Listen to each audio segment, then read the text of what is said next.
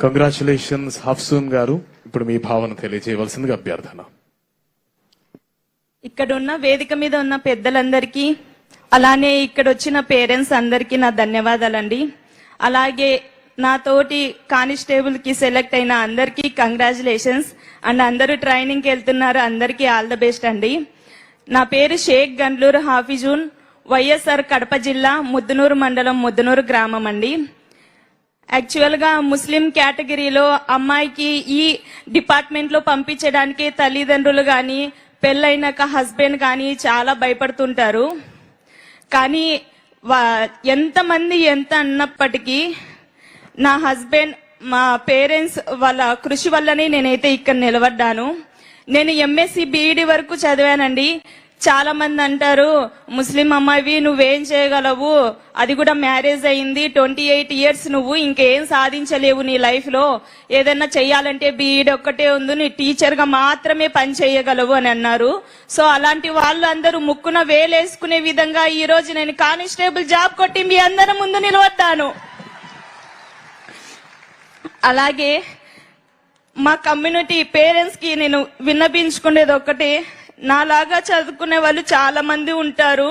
So మీ అమ్మాయి state first, district first అని చెప్పుకోవడమే కాకుండా వాళ్ళని చదివించి వాళ్ళు కోరుకున్న జాబ్ ని వాళ్ళు సాధించే విధంగా వాళ్ళకు సపోర్ట్ చేయండి చాలు. పెళ్లిళ్ళు చేసి వాళ్ళ కళల్ని అక్కడే అనుగదొక్కద్దు ప్లీజ్, ఇదొక్కటి మీకు చెప్తున్నాను. అలానే మారుమూల ఉన్న ప్రజలు చాలా మంది ఉంటారు. సో మీరు ఎలాంటి ఇబ్బంది వచ్చినా సరే మీరు భయపడకుండా, మీకు టీచర్స్ గాని ఇంట్లో పేరెంట్స్ గాని మీ చుట్టుపక్కల ఉన్న వాళ్ళని గాని అడిగి, నేను 10th చదివితే దీనికి ఏ జాబ్స్ ఉన్నాయి, ఇంటర్ చదివితే దీనికి ఏ జాబ్స్ ఉన్నాయి, ప్రతి ఒక్కటి అప్లై చేస్తూ ఉండండి. మనకి అయిపోయిన ఏజ్ మళ్ళీ తిరిగి రాదు. సో నోటిఫికేషన్స్ ఎప్పుడు వస్తున్నా అప్లై చేస్తూ ఉండండి. అలానే నాకు ఈ అవకాశం ఇచ్చిన పెద్దలందరికీ థ్యాంక్స్ అండి. All the best. Congratulations. మీ భర్తకి అభినందనలు.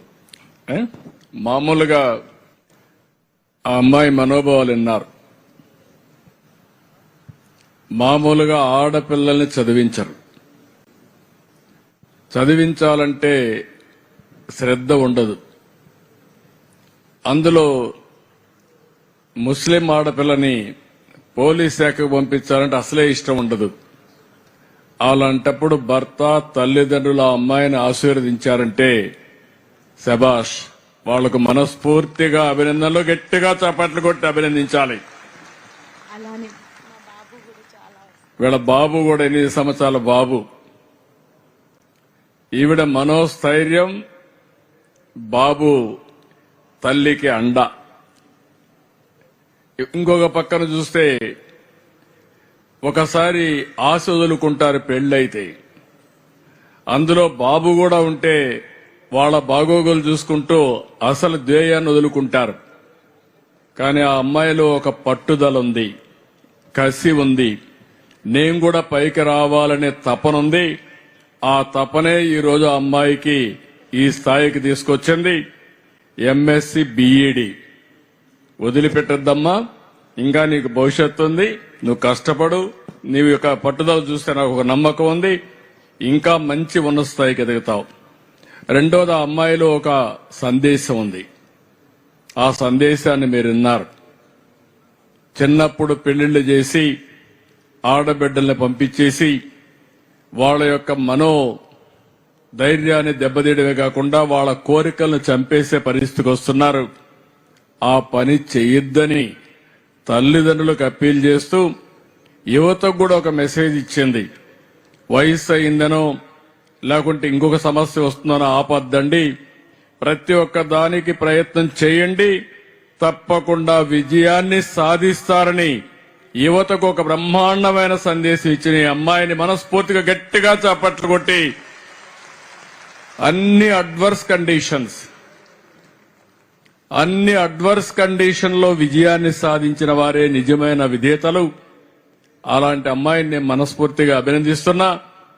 మీరు కూడా, నేను ఒకటే అందరిని కోరుతున్నా, కులం పేరు చెప్పి, మతం పేరు చెప్పి, ప్రాంతం పేరు చెప్పి, లేకుంటే పాత ఆచారాలు పెట్టుకుని మన పిల్లల్ని వాళ్ళ భవిష్యత్తుని అంధకారం చేయొద్దండి.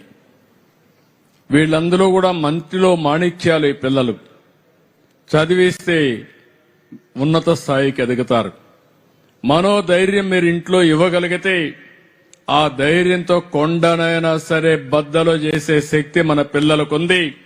ఈ విషయాన్ని తల్లిదండ్రులు ఇలాంటి ఎక్సెప్షనల్ కేసులో భర్తలు గాని పిల్లలు గాని అర్థం చేసుకోవాలని మరొక్కసారి కోరుకుంటూ, అందరినీ చూస్తే ఒక్కొక్కరితో ఒక స్టోరీ అయితే ఈ అమ్మాయిది అందరికంటే కూడా ఒక ప్రత్యేకమైన స్టోరీ.